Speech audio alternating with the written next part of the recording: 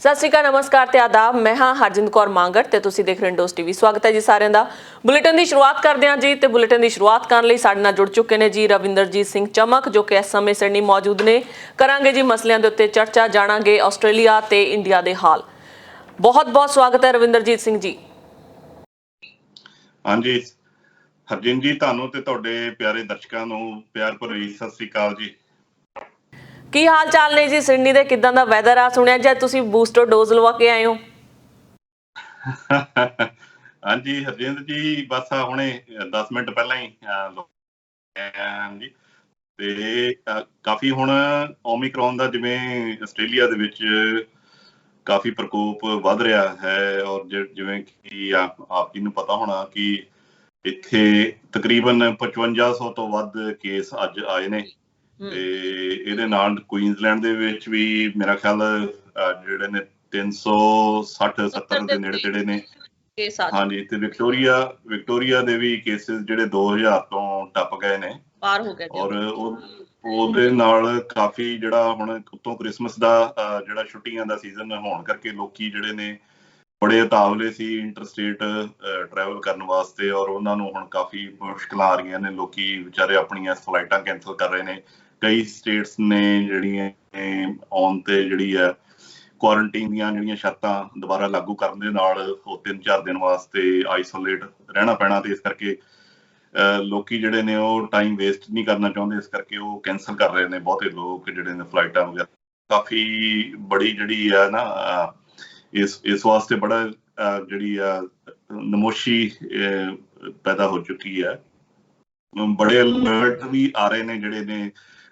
ਤੁਸੀਂ ਜਿਹੜੇ ਕੋਵਿਡ ਦਾ ਜਿਹੜਾ ਕਰਦੇ ਹੋ ਆਪਣਾ ਸ਼ਾਪਿੰਗ ਸੈਂਟਰ ਜਾਂ ਕਿਤੇ ਵੀ ਜਾਂਦੇ ਹੋ, ਤੇ ਹੁਣ ਧੜਾ-ਧੜ ਆਲਮੋਸਟ ਰੋਜ਼ ਕੋਈ ਨਾ ਕੋਈ ਜਿਹੜਾ ਕੋਵਿਡ ਕਲੋਜ਼ ਕਾਂਟੈਕਟ ਜਾਂ ਉਹ ਅਲਰਟ ਤੁਹਾਡੇ ਜਿਹੜੇ ਨੇ QR ਕੋਡਸ ਦੇ ਰਾਹੀਂ ਮਿਲ ਰਹੇ ਨੇ। ਔਰ ਬੜੀ ਜਿਹੜੀ ਹੈ ਸਥਿਤੀ ਇਹੋ ਜਿਹੀ ਬਣੀ ਹੋਈ ਹੈ ਕਿ ਲੋਕਾਂ ਨੂੰ ਸਮਝ ਨਹੀਂ ਰਿਹਾ ਵੀ ਕਿਸ ਤਰ੍ਹਾਂ ਅਸੀਂ ਆਪਣਾ ਇਹ ਛੁੱਟੀਆਂ ਦਾ ਟਾਈਮ ਜਿਹੜਾ ਬਤਾਈਏ, ਜਿਹੜਾ ਕਿ ਇਹ ਬੜਾ 2 ਸਾਲਾਂ ਤੋਂ ਜਿਹੜਾ ਸਾਲ ਵੀ ਕ੍ਰਿਸਮਸ ਦੇ ਦੌਰਾਨ ਇਸ ਤਰ੍ਹਾਂ ਲਾਕਡਾਊਨ ਚੱਲ ਰਿਹਾ ਸੀ, ਔਰ ਹੁਣ ਐਤਕੀ ਫਿਰ ਕੁਛ ਆਸ ਸੀਗੀ ਪਹਿਲਾਂ, ਪਰ ਹੁਣ ਓਮਿਕਰੋਨ ਜਿਹੜੀ ਸਟ੍ਰੇਨ ਆਈ ਹੈ ਜਿਹੜੀ ਇਸ ਕੋਵਿਡ ਵਾਇਰਸ ਦੀ, ਉਹਦਾ ਅਸਰ ਵੱਧ ਰਿਹਾ ਹੈ, ਦਿਨੋਂ ਦਿਨ ਕਾਫੀ ਤੇਜ਼ ਵੱਧ ਰਿਹਾ ਹੈ। ਔਰ ਬਾਕੀ ਦੇਸ਼ਾਂ ਵਿੱਚ ਜਿਵੇਂ ਇੰਗਲੈਂਡ ਦੇ ਵਿੱਚ ਰੋਜ਼ ਦੇ 1 ਲੱਖ ਤੋਂ ਵੱਧ ਕੇਸ ਜਿਹੜੇ ਨੇ ਟੱਪ ਗਏ ਨੇ। ਔਰ ਥੋੜਾ ਜਿਹਾ ਇਹਦਾ ਥੋੜਾ ਜਿਹਾ ਇੱਕ ਸਹੀ ਪੱਖ ਇਹ ਆ ਵੀ ਇਹਦਾ ਕੋਈ ਬਹੁਤਾ ਮਾਈਲਡ ਅਸਰ ਕਹਿੰਦੇ ਨੇ, ਇਹਦਾ ਕੋਈ ਜ਼ਿਆਦਾ ਸੀਰੀਅਸ ਅਸਰ ਨਹੀਂ। ਹਸਪੀਟਲ ਦੇ ਵਿੱਚ ਐਡਮਿਸ਼ਨ ਹਜੇ ਉਸ ਲੈਵਲ ਤੱਕ ਨਹੀਂ ਵਧੀਆਂ ਜਿਵੇਂ ਕਿ ਆਪਣਾ ਡੈਲਟਾ ਵਾਇਰਸ ਦੇ ਨਾਲ ਵਧੀਆਂ ਸੀ, ਇਸ ਕਰਕੇ ਥੋੜਾ ਜਿਹਾ ਬਚਾਅ ਹੈ ਕਹਿ ਸਕਦੇ ਹਾਂ ਆਪਾਂ। ਔਰ ਇੱਥੇ ਸਾਡੇ ਜਿਹੜੀਆਂ ਟੈਸਟਿੰਗ ਦੀਆਂ ਜਿਹੜੀਆਂ ਨੇ ਫੈਸਿਲਿਟੀਜ਼ ਨੇ ਆਊਟਡੋਰ, ਉਹਨਾਂ ਦੇ ਬਾਹਰ 5-5, 6-6 ਕਿਲੋਮੀਟਰ ਲੰਬੀਆਂ ਲਾਈਨਾਂ ਲੱਗੀਆਂ। ਲੋਕਾਂ ਨੂੰ 2-2 ਘੰਟੇ 3-3 ਘੰਟੇ ਵੇਟ ਕਰਨਾ ਪੈ ਰਿਹਾ ਆਪਣਾ ਕੋਵਿਡ ਟੈਸਟ ਕਰਾਉਣ ਵਾਸਤੇ, ਕਿਉਂਕਿ ਜਿਹਨੇ ਵੀ ਬਾਹਰ ਕਿਸੇ ਸਟੇਟ ਦੇ ਵਿੱਚ ਟਰੈਵਲ ਕਰਨਾ ਹੈ ਉਹਨਾਂ ਨੂੰ 72 ਘੰਟੇ ਪਹਿਲਾਂ ਜਿਹੜੀ ਹੈ ਉਹਨਾਂ ਨੂੰ ਟੈਸਟ ਕਰਾਉਣਾ ਪਏਗਾ, ਜਿਹੜੀ ਕਿ ਰਿਕੁਆਇਰਮੈਂਟ ਹੈ ਕਿਸੇ ਵੀ ਬਾਰਡਰ ਤੇ ਕ੍ਰਾਸ ਕਰਨ ਵੇਲੇ ਜਾਂ ਫਲਾਈਟਾਂ ਤੋਂ ਤੁਸੀਂ ਏਅਰਪੋਰਟ ਜਦੋਂ ਉਤਰਦੇ ਹੋ ਤੇ ਤੁਹਾਨੂੰ ਉਹ ਟੈਸਟ ਜਿਹੜਾ ਉਹਦੀ ਰਿਪੋਰਟ ਦੇਣੀ ਪੈਂਦੀ ਹੈ। ਇਸ ਕਰਕੇ ਬੜਾ ਟੈਂਸ ਨਵਾਂ ਜਿਹੜਾ ਐਨਵਾਇਰਮੈਂਟ ਹੋਇਆ ਹੋਇਆ, ਇਸ ਕਰਕੇ ਕੋਈ ਐਡੀ ਕੋਈ ਖੁਸ਼ੀ ਜਿਹੜੀ ਵਾਲੀ ਗੱਲ ਨਜ਼ਰ ਨਹੀਂ ਆ ਰਹੀ। ਲੋਕੀ ਵਿਚਾਰੇ ਸਾਰੇ ਜਿਹੜੇ ਨੇ ਸੋਚ ਰਹੇ ਨੇ ਵੀ ਕਿਸ ਤਰ੍ਹਾਂ ਕ੍ਰਿਸਮਸ ਮਨਾਈ ਜਾਵੇ। ਹਾਂਜੀ ਜੀ 2 ਸਾਲ ਹੋ ਗਏ ਨੇ ਜੀ ਤਕਰੀਬਨ ਕੋਵਿਡ-19 ਦੀ ਸਮੱਸਿਆ ਨੂੰ ਪੈਦਾ ਹੋਏ। ਉਸ ਤੋਂ ਬਾਅਦ ਵੱਖ-ਵੱਖ ਸਮੇਂ ਦੇ ਉੱਤੇ ਨਵੇਂ ਵੇਰੀਐਂਟ ਆਉਣੇ ਸ਼ੁਰੂ ਹੋ ਗਏ ਨੇ। ਹੁਣ ਓਮਿਕਰੋਨ ਆਇਆ ਜੀ, ਜਿਹਦੇ ਕਰਕੇ ਕਾਫੀ ਜਿਹੜੀ ਪੂਰੀ ਦੁਨੀਆ ਦੇ ਵਿੱਚ ਦੁਬਾਰਾ ਹਲਚਲ ਮਚੀ ਹੈ ਇਸ ਕਰੋਨਾ ਵਾਇਰਸ ਨੂੰ ਲੈ ਕੇ। ਪਰ ਚਲੋ ਖੁਸ਼ੀ ਦੀ ਗੱਲ ਇਹ ਹੈ ਜੀ ਕਿ ਇਹਦੇ ਸਿੰਪਟਮ ਬਹੁਤ ਜ਼ਿਆਦਾ ਮਾਈਲਡ ਨੇ। ਹੁੰਦਾ ਕਹਿੰਦੇ ਬੜੀ ਛੇਤੀ ਹੈ, ਪਰ ਚਲੇ ਵੀ ਬਹੁਤ ਛੇਤੀ ਜਾਂਦਾ। ਸਿੰਪਟਮ ਜਿਹੜੇ ਹੈਗੇ ਨੇ ਮਾਈਲਡ ਨੇ। ਕਿਸੇ ਦੀ ਹੁਣ ਤੱਕ ਸੁਣਿਆ ਨਹੀਂ ਆ ਕਿ ਡੈਥ ਹੋਈ ਆ। ਹਸਪੀਟਲਾਈਜ਼ਡ ਲੋਕੀ ਹੋਏ ਨੇ ਪਰ ਆਪਣੇ ਘਰਾਂ ਨੂੰ ਜ਼ਰੂਰ ਆ ਗਏ ਨੇ। ਬੜੀ ਹੈਰਾਨੀ ਦੀ ਗੱਲ ਹੈ ਰਵੀ ਸਾਹਿਬ, ਕਿਉਂਕਿ ਲਗਾਤਾਰ ਆਸਟ੍ਰੇਲੀਆ ਜਿਹੜਾ ਹੈਗਾ 95% ਡੋਜ਼ ਦਾ ਜਿਹੜਾ ਕਹਿੰਦੇ ਡਬਲ ਡੋਜ਼ ਨੂੰ ਕਵਰ ਕਰਨ ਦੀ ਗੱਲ ਕਰ ਰਿਹਾ ਸੀ, ਤੇ ਨਾਲ ਹੀ ਹੁਣ ਬੂਸਟਰ ਡੋਜ਼ ਕਹੀ ਜਾ ਰਹੀ ਹੈ ਕਿ ਬੂਸਟਰ ਡੋਜ਼ ਜਿਹੜੀ ਹੈਗੀ ਆ ਉੱਪਰ ਲੇਅਰ ਦੇ ਵਾਂਗੂ ਪ੍ਰੋਟੈਕਸ਼ਨ ਦੀ ਤਰ੍ਹਾਂ ਤੁਹਾਡੇ ਕੰਮ ਕਰਦੀ ਹੈ ਜਦੋਂ ਤੁਸੀਂ ਡਬਲ ਡੋਜ਼ ਲੈ ਲੈਂਦੇ ਹੋ। ਪਰ ਡਬਲ ਡੋਜ਼ ਤੋਂ ਬਾਅਦ ਜਿਹੜੀ ਬੂਸਟਰ ਡੋਜ਼ ਆ ਉਹਦੇ ਲਈ ਪੁਖਤਾ ਪ੍ਰਬੰਧ ਨਹੀਂ ਕੀਤੇ ਗਏ। ਮੈਨੂੰ ਨਿਊ ਸਾਊਥ ਵੇਲਜ਼ ਦਾ ਅਜੇ ਇੰਨਾ ਪਤਾ ਨਹੀਂ ਹੈ ਜੀ, ਪਰ ਕੁਈਨਜ਼ਲੈਂਡ ਦੇ ਵਿੱਚ ਬਹੁਤ ਸਾਰੀਆਂ ਦਿੱਕਤਾਂ ਦਾ ਸਾਹਮਣਾ ਕਰਨਾ ਪੈ ਰਿਹਾ, ਕਿਉਂਕਿ ਲੋਕੀ ਡੈਸਪਰੇਟ ਨੇ ਬਾਹਰ ਨਿਕਲਣ ਲਈ ਜਾਂ ਸੁਤੰਤਰ ਰੂਪ ਦੇ ਵਿੱਚ ਘੁੰਮਣ ਲਈ ਕਿ ਸਾਨੂੰ ਕੋਈ ਰੈਸਟ੍ਰਿਕਸ਼ਨ ਨਾ ਆਵੇ। ਸੋ ਡਬਲ ਡੋਜ਼ ਤੋਂ ਬਾਅਦ ਲੋਕੀ ਬੂਸਟਰ ਡੋਜ਼ ਲਗਵਾਉਣ ਲਈ, ਜਿਨ੍ਹਾਂ ਨੂੰ ਖਾਸ ਕਰਕੇ ਪ੍ਰਾਇੋਰਟੀ ਹੈਗੀ ਆ, ਜਿਹੜੇ ਜ਼ਿਆਦਾ ਜਿਨ੍ਹਾਂ ਨੂੰ ਜਿਵੇਂ ਆਪਣੇ ਬੁਢਾਪੇ ਦੇ ਵਿੱਚ ਬਜ਼ੁਰਗ ਹੋ ਗਏ ਜਾਂ ਬੱਚੇ ਹੋ ਗਏ, ਉਹਨਾਂ ਲਈ ਜ਼ਿਆਦਾਤਰ ਜਿਹੜੇ ਬਿਮਾਰੀ ਜਾਂ ਫਿਰ ਜਿਹੜੇ ਅਜਿਹੀਆਂ ਸੰਸਥਾਵਾਂ ਦੇ ਵਿੱਚ ਕੰਮ ਕਰਦੇ ਨੇ ਕਿ ਜਿਨ੍ਹਾਂ ਨੂੰ ਜ਼ਰੂਰੀ ਆ ਉਹ ਚੀਜ਼ਾਂ ਡੋਜ਼ ਲਗਵਾਉਣੀ ਬਹੁਤ ਜ਼ਿਆਦਾ ਜ਼ਰੂਰੀ ਆ। ਪਰ ਨਮੋਸ਼ੀ ਦੀ ਗੱਲ ਇਹ ਹੈ ਜੀ, ਕਮਿਊਨੀਕੇਸ਼ਨ ਦੀ ਪ੍ਰੋਬਲਮ ਆ ਰਹੀ ਹੈ, ਲੰਬੀਆਂ ਲੰਬੀਆਂ ਜਿਵੇਂ ਤੁਸੀਂ ਦੱਸਿਆ ਕਤਾਰਾਂ ਲੱਗੀਆਂ ਹੋਈਆਂ ਨੇ ਬੂਸਟਰ ਡੋਜ਼ ਲਗਵਾਉਣ ਲਈ।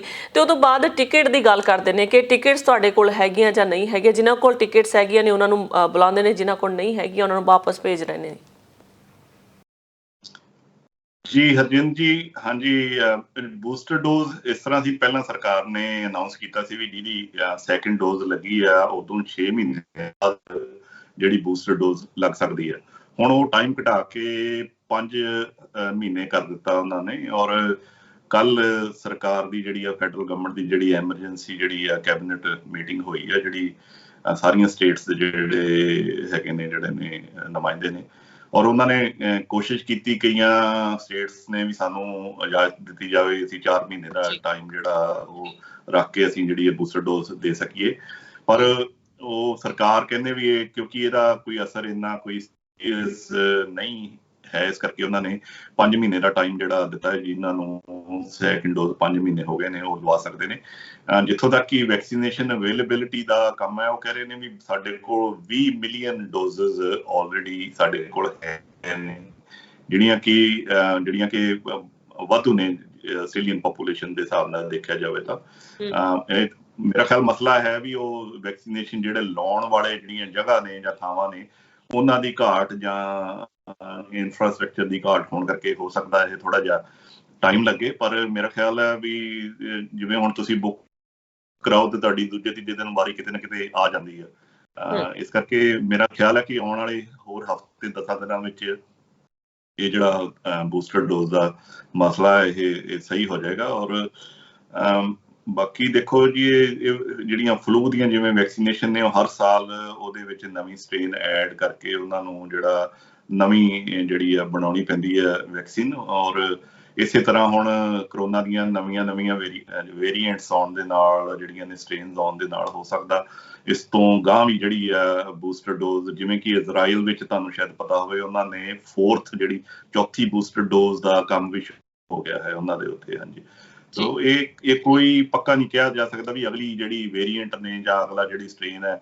ਉਹ ਇਸ ਤੋਂ ਜ਼ਿਆਦਾ ਮਾਰੂ ਹੋਏਗੀ ਜਾਂ ਇਸ ਤੋਂ ਘੱਟ ਅਸਰ ਵਾਲੀ ਹੋਏਗੀ, ਕੁਝ ਵੀ ਹੋ ਸਕਦਾ। ਇਸ ਕਰਕੇ ਇਹ ਅਪਡੇਟ ਲਗਾਤਾਰ ਕਰਨੀਆਂ ਪੈਣਗੀਆਂ, ਜਿਵੇਂ ਜਿਵੇਂ ਜਿਹੜੀ ਇਹਦਾ ਜਿਹੜਾ ਪ੍ਰਕੋਪ ਹੈ ਅਲਟੀਮੇਟਲੀ ਨਹੀਂ ਖਤਮ ਹੋ ਜਾਂਦਾ। ਤੇ ਇਸ ਕਰਕੇ ਸਾਨੂੰ 6 ਮਹੀਨੇ, 4 ਮਹੀਨੇ, 5 ਮਹੀਨੇ ਜਿਵੇਂ ਵੀ ਸਰਕਾਰ ਕਹਿੰਦੀ ਉਸ ਤਰ੍ਹਾਂ ਸਾਨੂੰ ਇਹਦੇ ਵਾਸਤੇ ਰੋਕਥਾਮ ਕਰਨ ਵਾਸਤੇ ਵੈਕਸੀਨੇਸ਼ਨ ਲਵਾਉਣੀ ਪੈ ਸਕਦੀ ਹੈ। ਹਾਂਜੀ ਜੀ, ਗੱਲ ਕਰਦੇ ਹਾਂ ਕਿਉਂਕਿ ਜਿਵੇਂ ਹੀ ਥੋੜਾ ਜਿਹਾ ਕਰੋਨਾ ਵਾਇਰਸ ਦੀ ਸਥਿਤੀ ਸਹੀ ਹੋਈ ਸੀ ਤਾਂ ਬਾਰਡਰਸ ਓਪਨ ਹੋਏ ਸਨ। ਬੜੀ ਖੁਸ਼ੀ ਸੀ ਸਾਰਿਆਂ ਨੂੰ ਕਿ ਚਲੋ, ਖਾਸ ਕਰਕੇ ਆਪਾਂ ਭਾਰਤੀਆਂ ਦਾ ਭਾਰਤ ਜਾਣ ਦਾ ਹਮੇਸ਼ਾ ਆਪਾਂ ਨੂੰ ਚਾਅ ਰਹਿੰਦਾ ਕਿ ਚਲੋ ਪੰਜਾਬ ਜਾਵਾਂਗੇ, ਮਿਲਾਂਗੇ ਪਰਿਵਾਰ ਨੂੰ।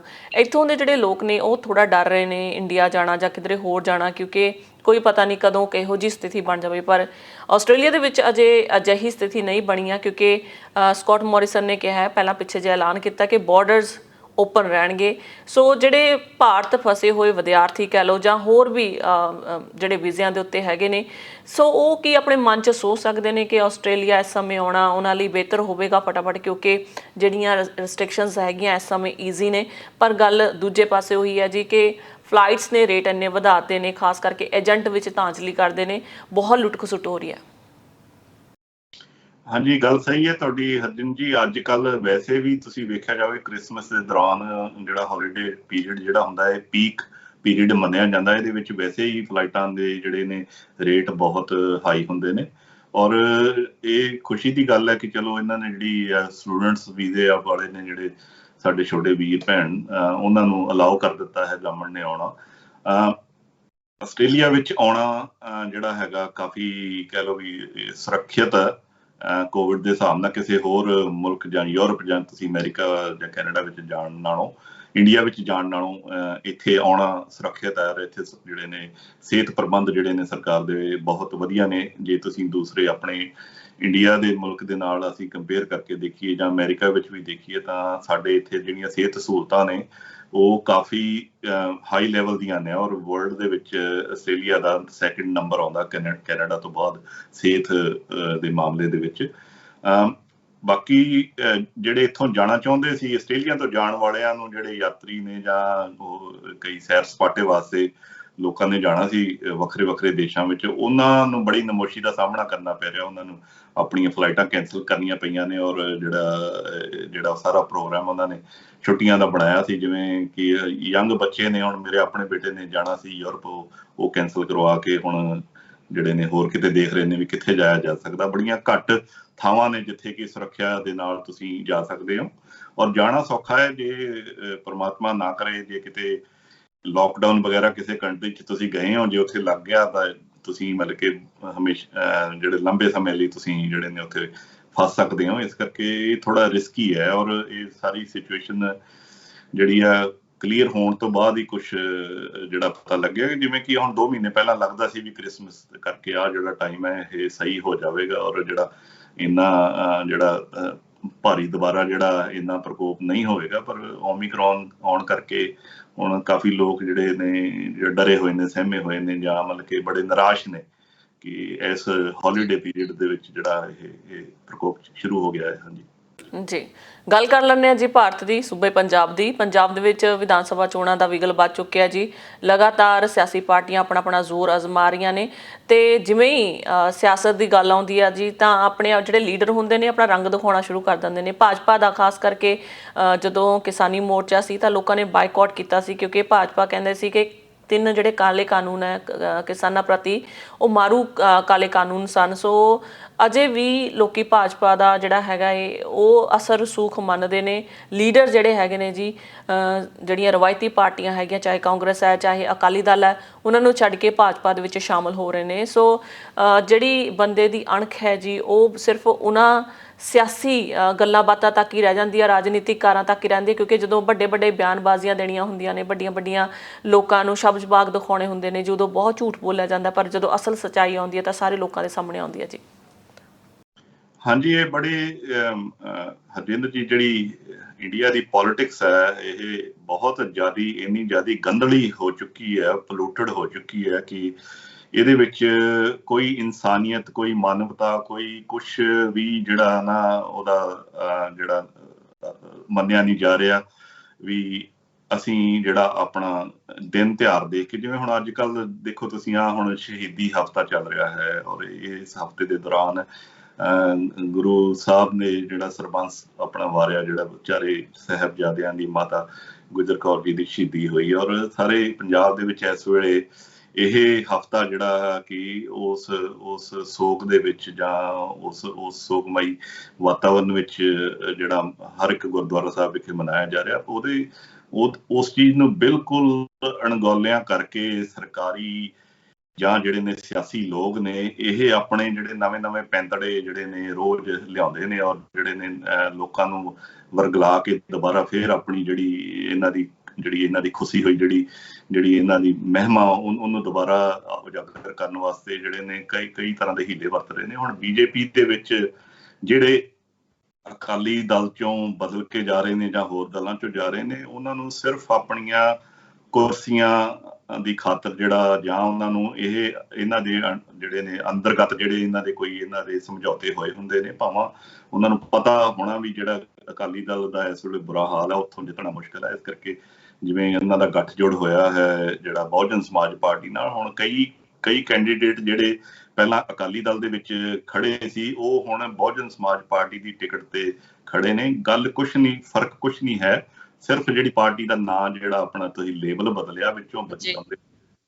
ਇਸੇ ਤਰ੍ਹਾਂ ਬੀਜੇਪੀ ਦੇ ਨਾਲ ਵੀ ਜਿਹੜਾ ਇਹਨਾਂ ਦਾ ਅਕਾਲੀ ਦਲ ਦਾ ਕੋਈ ਉੱਤੋਂ ਇਹਨਾਂ ਦਾ ਜਿਹੜਾ ਹੋ ਸਕਦਾ ਇਹਨਾਂ ਨੇ ਸ਼ੋਅ ਕੀਤਾ ਹੋਵੇ ਵੀ ਸਾਡਾ ਜਿਹੜਾ ਹੁਣ ਗੱਠਜੋੜ ਨਹੀਂ ਹੈ, ਪਰ ਅੰਦਰੋਂ ਜਿਹੜੇ ਨੇ ਸਭ ਇਹਨਾਂ ਦੇ ਆਪਣੇ ਬੰਦੇ ਜਿਹੜੇ ਨੇ ਪਲਾਂਟ ਕੀਤੇ ਜਾ ਰਹੇ ਨੇ ਤਾਂ ਕਿ ਉਹ ਬੀਜੇਪੀ ਵੱਲੋਂ ਇੰਨੇ ਕਿ ਇਹਨਾਂ ਦੇ ਜਿਹੜੇ ਨੇ ਅਕਾਲੀ ਦਲ ਦੇ ਮੈਂਬਰ ਜਿਹੜੇ ਨੇ ਉਹ ਜਿੱਤ ਜਾਣ, ਤਾਂ ਕਿ ਜਿਹੜਾ ਅਕਾਲੀ ਦਲ ਨੂੰ ਜਿਹੜਾ ਪੰਜਾਬ ਵਿੱਚ ਹੋਇਆ ਨੁਕਸਾਨ ਆ ਉਹ ਇੰਨਾ ਭਾਰੀ ਨਾ ਹੋਵੇ ਔਰ ਉਹਨਾਂ ਦਾ ਅਸਰ ਰਸੂਖ ਬਾਕੀ ਸਰਕਾਰਾਂ ਦੇ ਵਿੱਚ ਜਾਂ ਬਾਕੀ ਪਾਰਟੀਆਂ ਦੇ ਨਾਲ ਪਾਵਰ ਵਿੱਚ ਆਉਣ ਕਰਕੇ ਜਿਹੜਾ ਮਾੜਾ ਮੋਟਾ ਬਣਿਆ ਰਵੇ, ਜਿਹਦੇ ਕਰਕੇ ਉਹਨਾਂ ਦਾ ਬਚਾਅ ਹੋ ਸਕੇ। ਪਰ ਉਹ ਬਹੁਤ ਮੰਦਭਾਗੀ ਜਿਹੜੀ ਪੋਲੀਟਿਕਸ ਔਰ ਗੰਦੀ ਪੋਲੀਟਿਕਸ ਜਿਹਨੂੰ ਕਹਿ ਸਕੀਏ ਅਸੀਂ ਇਹਨਾਂ ਇੱਥੋਂ ਦੇ ਦੇਸ਼ਾਂ ਨਾਲ ਅਸੀਂ ਕਿਉਂਕਿ ਬਾਹਰ ਰਹਿੰਦੇ ਹਾਂ, ਸਾਨੂੰ ਪਤਾ ਹੈ ਕਿ ਇੱਥੇ ਪੋਲੀਟਿਕਸ ਇੱਥੇ ਵੀ ਚੱਲਦੀ ਹੈ, ਪਰ ਇੰਨੇ ਗਿਰੇ ਹੋਏ ਗਿਰਾਵਟ ਲੈਵਲ ਤੇ ਨਹੀਂ ਹੈ। ਇਸ ਕਰਕੇ ਲੋਕਾਂ ਨੂੰ ਜਾਗਰੂਕ ਹੋਣਾ ਪੈਣਾ ਜੀ। ਲੋਕਾਂ ਨੇ ਜਿਵੇਂ ਕਿ ਹੁਣ ਕਿਸਾਨੀ ਮਸਲੇ ਤੇ ਜਿਹੜਾ ਏਡੀ ਵੱਡੀ ਜਿੱਤ ਪ੍ਰਾਪਤ ਕੀਤੀ ਹੈ, ਉਹ ਵੀ ਸਰਕਾਰ ਦੀ ਸਿਆਸੀ ਜਿਹੜੀ ਮਜਬੂਰੀ ਕਰਕੇ ਉਹਨਾਂ ਨੇ ਇਹ ਜਿਹੜੇ ਨੇ ਕਾਨੂੰਨ, ਕਾਲੇ ਕਾਨੂੰਨ ਜਿਹੜੇ ਵਾਪਸ ਲਏ ਨੇ। ਨਹੀਂ ਤਾਂ ਜੇ ਚੋਣਾਂ ਨਾ ਹੁੰਦੀਆਂ ਯੂਪੀ ਦੇ ਵਿੱਚ, ਪੰਜਾਬ ਦੇ ਵਿੱਚ, ਤਾਂ ਹੋ ਸਕਦਾ ਇਹ ਜਿਹੜਾ ਅੰਦੋਲਨ ਆ ਹੋਰ ਵੀ ਲੰਬਾ ਚੱਲ ਸਕਦਾ ਸੀ। ਔਰ ਉਹਨਾਂ ਨੂੰ ਆਪਣੀਆਂ ਜਿਹੜੀਆਂ ਨੇ ਕੁਰਸੀਆਂ ਖੁੱਸਦੀਆਂ ਵੇਖ ਕੇ ਉਹਨਾਂ ਨੇ ਜਿਹੜਾ ਇਹ ਸਮਝੌਤਾ ਜਿਹੜਾ ਕੀਤਾ ਹੈ। ਔਰ ਇਹ ਜਿਹੜਾ ਲੋਕਾਂ ਨੂੰ ਪ੍ਰੈਸ਼ਰ ਬਣਾ ਕੇ ਰੱਖਣਾ ਪਵੇਗਾ ਤਾਂ ਕਿ ਜੇ ਜਿਹੜੇ ਨੇ ਇਹੋ ਜਿਹੇ ਜਿਹੜੇ ਵਿਧਾਇਕ ਨੇ ਜਾਂ ਜਿਹੜੇ ਤੁਹਾਡੇ ਏਰੀਏ ਦੇ ਸਿਆਸੀ ਲੋਕ ਨੇ, ਉਹਨਾਂ ਨੂੰ ਕੰਨੋਂ ਫੜ ਕੇ ਉਹਨਾਂ ਨੂੰ ਸਿਖਾਇਆ ਜਾਵੇ ਵੀ ਆਹ ਤੁਸੀਂ ਕੰਮ ਜਿਹੜੇ ਕਰਨੇ ਨੇ ਤਾਂ ਤੁਹਾਨੂੰ ਵੋਟਾਂ ਅਗਲੀਆਂ ਪੈਣਗੀਆਂ। ਇਹ ਬਹੁਤ ਜਿਹੜਾ ਇੱਕ ਕਹਿ ਲਓ ਵੀ ਜਿਹੜਾ ਸੁਨਹਿਰੀ ਮੌਕਾ ਹੈ ਇਸ ਵਾਰ ਦੀਆਂ ਚੋਣਾਂ ਵਿੱਚ, ਜਿਹੜਾ ਕਿ ਲੋਕਾਂ ਦੀ ਗੱਲ ਹੋਵੇ, ਲੋਕਾਂ ਦੇ ਪੱਖੀ ਜਿਹੜੇ ਨੇ ਸਾਰੇ ਡਿਸੀਜ਼ਨ ਹੋਣ, ਲੋਕਾਂ ਦੀ ਰਾਏ ਦੇ ਨਾਲ ਸਾਰੀਆਂ ਜਿਹੜੀਆਂ ਬਹੁਤ ਕੰਮ ਨੇ ਪੰਜਾਬ ਦੇ ਵਿੱਚ, ਬਹੁਤ ਐਸੀਆਂ ਜਿਹੜੀਆਂ ਨੇ ਅਲਾਮਤਾਂ ਨੇ ਔਰ ਐਸੀਆਂ ਜਿਹੜੀਆਂ ਨੇ ਡਰੱਗਸ ਦਾ ਲੈ ਲਓ ਤੁਸੀਂ ਜਾਂ ਹੋਰ ਸਿਹਤ ਦਾ ਲੈ ਲਓ, ਨੌਕਰੀਆਂ ਦਾ ਲੈ ਲਓ। ਬੱਚੇ ਜਿਹੜੇ ਡਿਗਰੀਆਂ ਕਰੀ ਫਿਰਦੇ ਨੇ ਔਰ ਉਹਨਾਂ ਕੋਲ ਕੋਈ ਸਰਕਾਰੀ ਜੋਬ ਨਹੀਂ ਹੈ, ਕੁਛ ਗਵਰਨਮੈਂਟ ਨੇ ਕੋਈ ਜੋਬਸ ਨਹੀਂ ਕੱਢੀਆਂ। ਹੁਣ ਜਾ ਕੇ ਜਦੋਂ ਚੋਣਾਂ ਦੇ ਨੇੜੇ ਜਾ ਕੇ ਪੋਸਟਾਂ ਕੱਢਦੇ ਨੇ, ਉਹਦੇ ਵਿੱਚ ਫਿਰ ਪੈਸੇ ਲੈਂਦੇ ਨੇ ਲੋਕਾਂ ਤੋਂ। ਔਰ ਇਹ ਬਹੁਤ ਗੰਧਲਾ, ਬਹੁਤ ਸਿਸਟਮ ਖਰਾਬ ਹੋ ਚੁੱਕਿਆ ਹੈ। ਔਰ ਇਸ ਨੂੰ ਸਹੀ ਕਰਨ ਵਾਸਤੇ ਹਰ ਇੱਕ ਪੰਜਾਬੀ ਨੂੰ ਉੱਠਣਾ ਪਵੇਗਾ ਔਰ ਆਪਣੀ ਜ਼ਿੰਮੇਵਾਰੀ, ਨੈਤਿਕ ਜ਼ਿੰਮੇਵਾਰੀ ਸਮਝਦੇ ਹੋਏ ਇਹਨਾਂ ਸਿਆਸਤਦਾਨਾਂ ਨੂੰ ਜਿਹੜਾ ਕੰਨੋਂ ਫੜ ਕੇ ਇਹਨਾਂ ਨੂੰ ਦੱਸਿਆ ਜਾਵੇ ਵੀ ਤੁਸੀਂ ਆਹ ਕੰਮ ਕਰਨੇ ਨੇ। ਔਰ ਜਿੰਨੀ ਦੇਰ ਇਹ ਨਹੀਂ ਹੁੰਦਾ ਉਨੀ ਦੇਰ ਪੰਜਾਬ ਦੀ ਸਿਆਸਤ, ਇੰਡੀਆ ਦੀ ਗੰਦੀ ਸਿਆਸਤ ਨਹੀਂ ਚੇਂਜ ਹੋ ਸਕਦੀ। ਹਾਂਜੀ ਜੀ, ਬਹੁਤ ਬਹੁਤ ਸ਼ੁਕਰੀਆ ਰਵੀ ਚਮਕ ਜੀ ਸਾਰੀ ਜਾਣਕਾਰੀ ਦੇ ਲਈ। ਮਿਲਦੇ ਹਾਂ ਜੀ ਅਗਲੇ ਹਫਤੇ। ਧੰਨਵਾਦ ਤੁਹਾਡਾ। ਧੰਨਵਾਦ ਜੀ ਤੁਹਾਡਾ ਹਰਜਿੰਦ ਜੀ। ਔਰ ਇੰਡੋਜ਼ ਟੀਵੀ ਦਾ ਹਰ ਵਾਰ ਤੁਸੀਂ ਮੌਕਾ ਦਿੰਦੇ ਹੋ ਆਪਣੇ ਦਰਸ਼ਕਾਂ ਦੇ ਸਾਹਮਣੇ ਵਿਖਾਉਣ ਦਾ, ਆਪ ਜੀ ਨੂੰ ਜਿਹੜਾ ਕਿ ਬਹੁਤ ਬਹੁਤ ਧੰਨਵਾਦ ਤੁਹਾਡਾ। ਔਰ ਸਾਰੇ ਜਿਹੜੇ ਸਾਡੇ ਈਸਾਈ ਵੀਰ ਨੇ ਉਹਨਾਂ ਨੂੰ ਕ੍ਰਿਸਮਸ ਦੀਆਂ ਔਰ ਨਵੇਂ ਸਾਲ ਦੀਆਂ ਬਹੁਤ ਬਹੁਤ ਵਧਾਈਆਂ ਹੋਣ ਜੀ। ਵਾਹਿਗੁਰੂ ਜੀ ਕਾ ਖਾਲਸਾ, ਵਾਹਿਗੁਰੂ ਜੀ ਕੀ ਫਤਿਹ। ਸਤਿ ਸ੍ਰੀ ਅਕਾਲ ਜੀ। ਸਤਿ ਸ੍ਰੀ ਅਕਾਲ ਜੀ। ਸੋ ਦਰਸ਼ਕੋ, ਸਮਾਂ ਹੋ ਚੱਲਿਆ ਤੁਹਾਡੇ ਤੋਂ ਵੀ ਇਜਾਜ਼ਤ ਲੈਣ ਦਾ। ਨਵੇਂ ਤੇ ਤਾਜ਼ਾ ਖਬਰਾਂ ਲਈ ਦੇਖਦੇ ਰਹੋ ਇੰਡੋਜ਼ ਟੀਵੀ ਆਸਟ੍ਰੇਲੀਆ। ਧੰਨਵਾਦ।